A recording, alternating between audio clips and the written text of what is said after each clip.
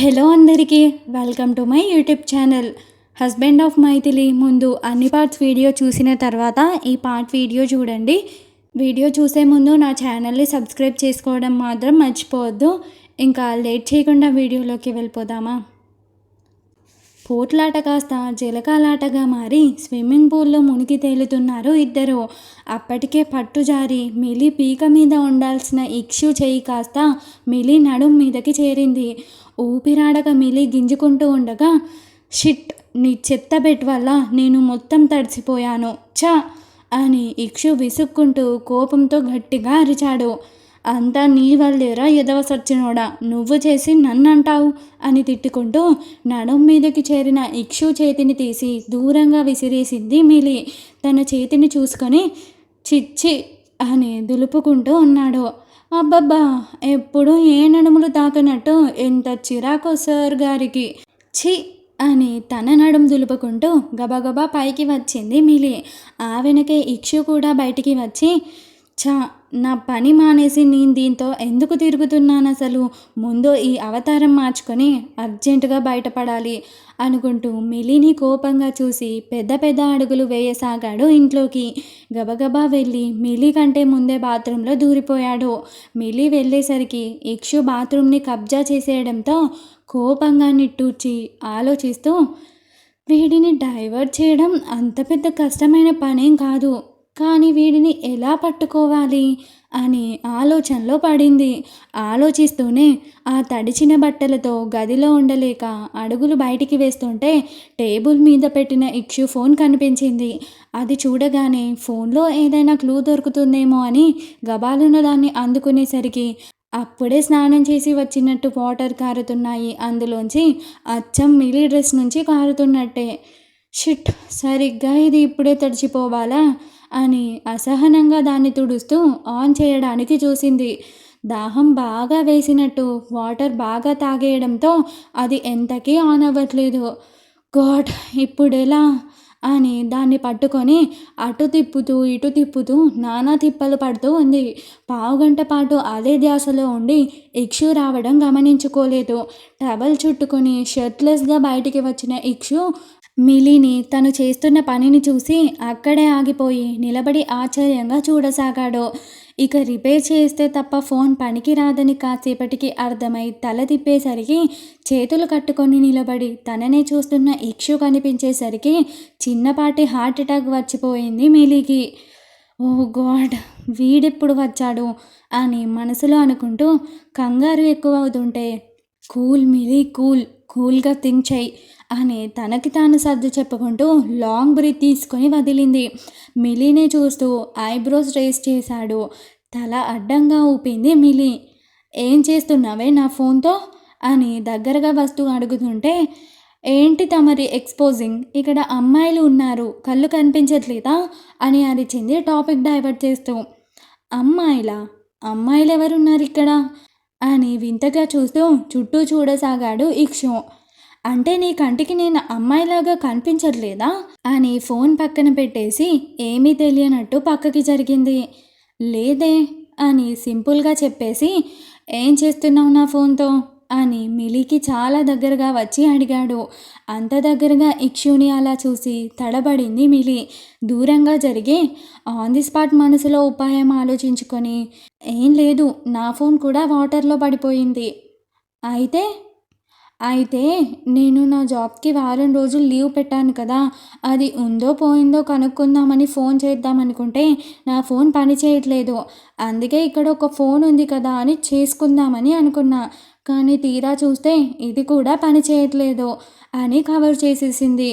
Job, అదొక job, అది ఉందో పోయిందో అని తమరి కంగారు.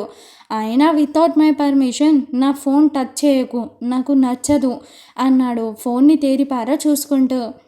అయ్యే, నేనేం తమరి ఫోన్ని తినట్లేదు, ఒక్క ఫోన్ చేసుకుందామని చూసా, కానీ అది బొజ్జ నిండా నీళ్లు తాగి బజ్జుంది అంది వెటకారంగా. షిట్, ఫోన్ ఆన్ అవ్వట్లేదేంటి అన్నాడు దాన్ని ఆన్ చేసే ప్రయత్నం చేస్తూ. స్విమ్మింగ్ పూల్లోని వాటర్ కొన్ని నీ చెవిలోకి కూడా పోయాయా ఏంటి? ఓవైపు చెప్తుంటే చెవులు వినిపించట్లేదా? తమరి ఫోన్ తమరి కంటే ఎక్కువ తాగుబోదనుకుంటా. ఫుల్ వేసి సోయి లేకుండా స్లీప్ వేసుకుంది అని చెప్పేసి స్నానానికి వెళ్ళబోయింది. ఏంటే ఊరుకున్న కొద్దీ ఎక్కువ ఆగుతున్నావు అంటూ మిలి చేయి పట్టుకొని వెనక్కి లాగాడు.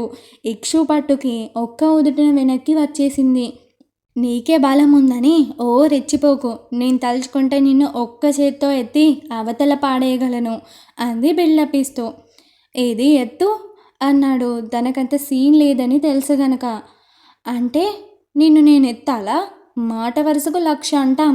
అంత మాత్రాన నిజంగా చెయ్యాలా ఏంటి? అయినా నువ్వు దున్న పోతలా ఉన్నావు. నువ్వు నాకెక్కడ లేస్తావు అంటూ వెనక్కి వెళ్ళబోతుంటే మిలి చేతిని గట్టిగా పట్టుకొని వెనక్కి మలిచాడు. నొప్పికి అరుస్తూ వదులు నా చెయ్యి అని గింజుకుంటూ ఉంది మిలి. బెట్టు ఓడిపోయావు. ఇప్పుడు నా మీదకే ఎగురుతున్నావు. నోరు మూసుకొని నేను చెప్పినట్టు చెయ్యి. అలా అయితేనే నీ చెయ్యి వదులుతా, లేకపోతే విరిచేస్తా అన్నాడు. మిలి నొప్పిని ఓర్చుకుంటూనే ఏంటిప్పుడు నువ్వు ఏదడిగితే అది నేను చేయాలా? నీ వాటర్లో పడిన ఫోన్ను తీసుకువెళ్ళి నన్ను బాగు చేయించుకొని రమ్మంటావు అంతే కదా? నేను అస్సలు చెయ్యను అంది లేని ఐడియా ఇస్తూ. అరే ఈ ఆలోచన ఏదో బాగుందే. ఇప్పుడే వెళ్ళి అర్జెంటుగా నా ఫోన్ని రిపేర్ చేయించుకొని తీసుకురా అన్నాడు. కన్నింగ్ నవ్వు ఒకటి నవ్వి నువ్వేం చెప్తే అది నేను చెయ్యాలా? నేను చెయ్యను అంది మొండిగా నటిస్తూ. నువ్వు చెయ్యకపోతే నీ చెయ్యి రేపటికి పని చెయ్యదు అన్నాడు ఇంకాస్త గట్టిగా చేతిని మడుస్తూ. హా మమ్మీ, హా నొప్పిగా ఉంది.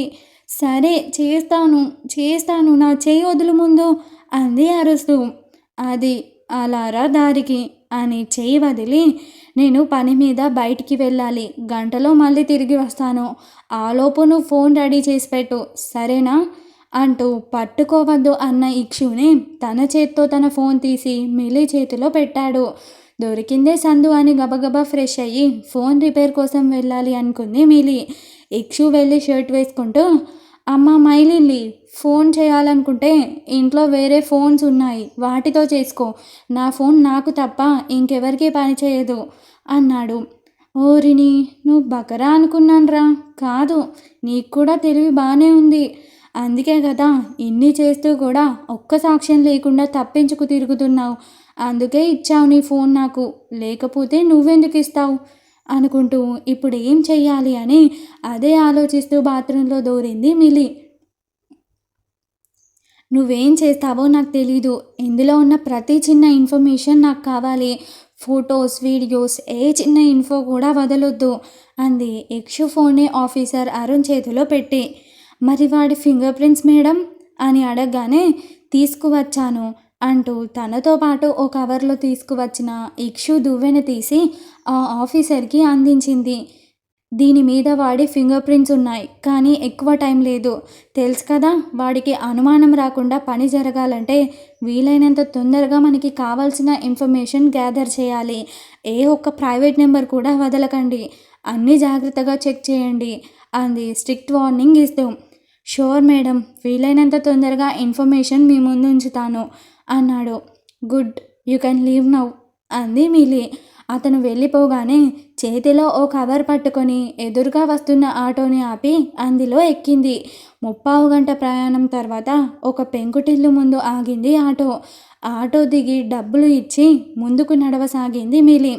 గోడ దాటి లోపలికి వస్తుండగా పక్కింట్లో బట్టలు ఆరేస్తున్న ఓ ఆంటీ మిలి రావడం చూసి, మైథిలి, ఎక్కడికి వెళ్ళిపోయావమ్మా?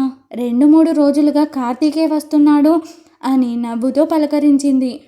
పెద్ద ఉద్యోగం కోసం ట్రై చేస్తున్నా అని చెప్పాను కదా పిన్ని, దానికి ఇంటర్వ్యూ కోసమని విశాఖపట్నం వెళ్ళాను అంది నవ్వుతో. అవునా? ఏంటో అమ్మా, నీకున్న తెలివికి నువ్వు తలుచుకుంటే కలెక్టర్ కూడా అవ్వగలవు.